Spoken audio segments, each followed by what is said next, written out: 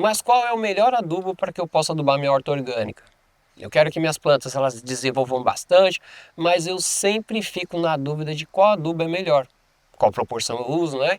Então, hoje aqui eu vou te contar qual é essa receita milagrosa.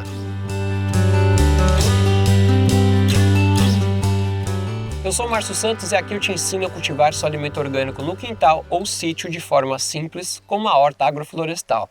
E no vídeo de hoje nós vamos falar um pouco sobre qual é o melhor adubo que nós podemos usar nas nossas hortas orgânicas. E o que é esse adubo, né, que a gente comenta? O adubo nada mais é do que o alimento para o solo, para as plantas, que vai nutrir as plantas também. Assim como nós precisamos de comida, o solo também, né? Os cultivares que a gente planta, eles também precisam.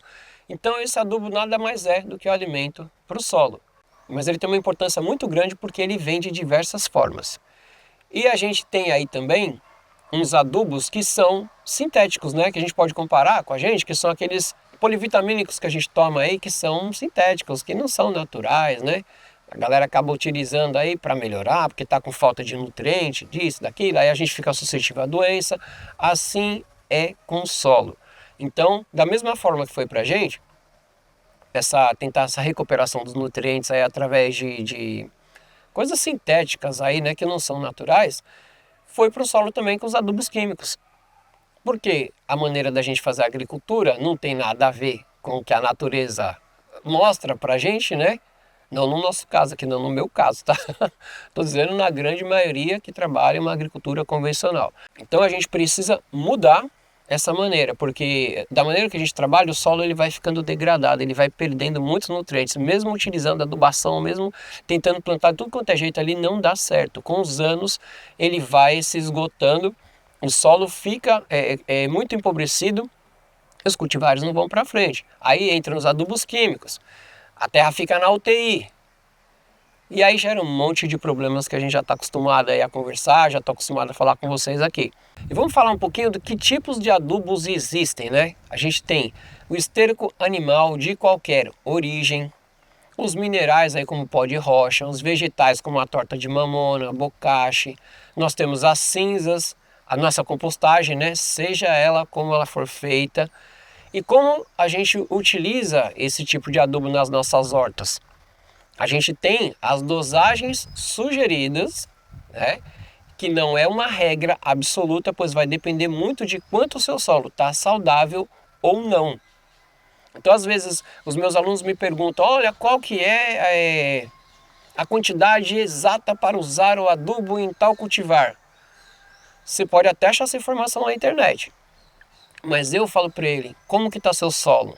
Você está trabalhando o solo bem? Está fazendo cobertura? Você está trabalhando os princípios de uma horta agroflorestal, que é uma horta que trabalha agricultura, né, junto com a floresta e seguindo os princípios de uma agrofloresta.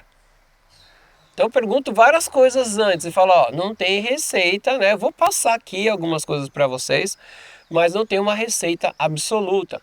Tem as receitas sugeridas e baseadas sempre na agricultura convencional. A gente não tem muitos estudos na agricultura orgânica, algumas coisas se falam, mas a maioria vem da convencional. Então vamos falar um pouquinho de esterco bovino. O esterco bovino, quanto que a gente usa aí? Por metro quadrado, tá? Vou falar por metro quadrado. Aí, se você tem vaso, você vai ter que diminuir essa proporção. Tudo vai depender do tamanho do teu vaso, que cada vaso também tem um diâmetro, tem um tamanho, né? Cada cultivar vai precisar de um tipo de vaso, tem várias situações aí que a gente tem que levar em conta, tá? Então o esterco bovino, o que é sugerido? De 15 a 20 litros, vamos ter aí como base um balde de 20 litros. Agora vamos para o esterco de galinha. O esterco de galinha ele é muito mais forte. Então ele tem aí uma proporção sugerida de 300 gramas por metro quadrado. E aí tem vários tipos de adubação. Não dá para eu falar tudo aqui só nesse vídeo aqui, porque é um assunto bem extenso, tá bom? Vamos para o esterco de cavalo, que muita gente comenta também do esterco de cavalo. Ah, tem esterco de cavalo aqui, posso usar? Não posso? Pode sim, então de 5 a 10 litros de esterco por metro quadrado. Essa quantidade sugerida. A gente tem também o bocashi, que é um adubo vegetal, e a dosagem dele ela pode variar entre 100 e 500 gramas por metro quadrado. Eu estou falando esses aí que foram os que eu citei ali atrás, quando eu comecei a falar dos tipos de adubo. Então eu peguei as definições, aí, as quantidades de cada um, e estou colocando aqui para vocês verem como que funciona, tá? Em cada tipo de adubação. Quando você está com solo mais fértil, você vai usar aí do bocashi 100 gramas. Quando o solo tiver mais... vamos supor que o seu solo está bem degradado, você está começando, você vai usar 500 gramas por metro quadrado. Mas não vai existir uma regra absoluta, eu já vou falar disso, tá? Eu comentei também lá atrás do pó de rocha. Então, quanto que a gente usa do pó de rocha? De 300 a 400 gramas por metro quadrado. Também tem a torta de mamona que eu citei. A torta de mamona se usa 50 gramas por metro quadrado. Torta de mamona tem que ter muito cuidado porque ela é tóxica para animais. Então se você tem cachorro, tem gato que estão ali no meio da horta, não é legal você usar. Dá uma pesquisadinha aí, tá bom? A gente tem as cinzas também, que precisam ser cinzas limpas, né?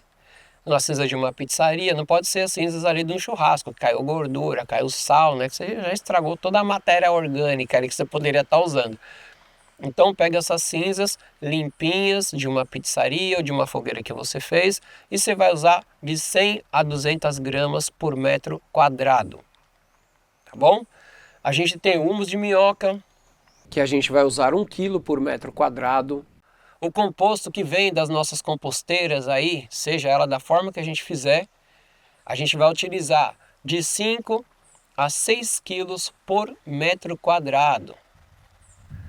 Então é bastante coisa aí que a gente tem que estudar, que analisar. Quando a gente vai trabalhar com áreas grandes, a gente precisa muito de adubação, né? E eu queria falar um pouquinho sobre os estercos animais.